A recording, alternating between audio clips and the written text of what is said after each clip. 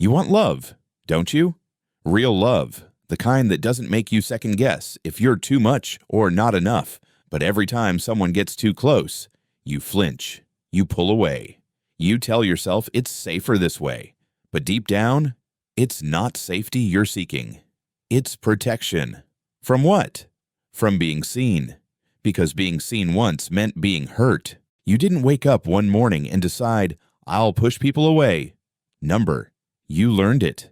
Somewhere between your childhood and your first heartbreak, you learned that closeness comes with a cost.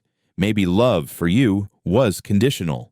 You had to earn it, behave a certain way, shrink yourself to fit someone's comfort, smile when you wanted to cry, say, I'm fine when you were breaking inside. That's not love. That's survival, and survival has consequences.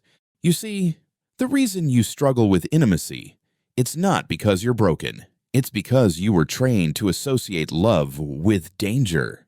The wound you don't talk about. You were the child who learned to read emotions before words, who could tell when the air in the room changed, who knew when to be quiet, when to disappear, because peace depended on your performance. That's called hypervigilance, your nervous system always on guard, scanning for threat. Even now, years later, you can't relax around people. Not fully. Your body remembers what your mind tries to forget. Every smile hides calculation. Every touch feels like a test. Every silence sounds like rejection. That's not paranoia. That's trauma speaking.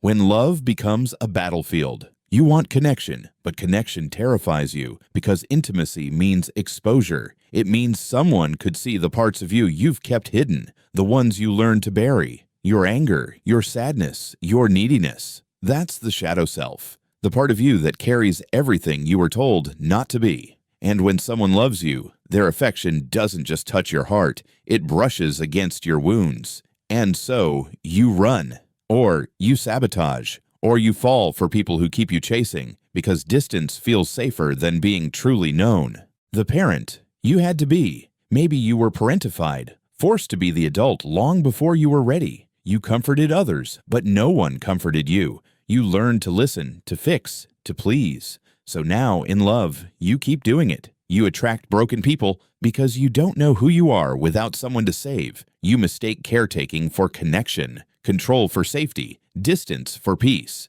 But underneath all that, your inner child is still waiting, still longing to be held, not for what they do, but for who they are. Your nervous system isn't the enemy. You think your heart is the problem. It's not. Your nervous system was just built for chaos, and it never got the memo that you're safe now. When someone loves you, your body confuses it for danger, because love once meant obligation. It meant betrayal. It meant pain. So now, every time someone gets close, your body whispers, don't trust this.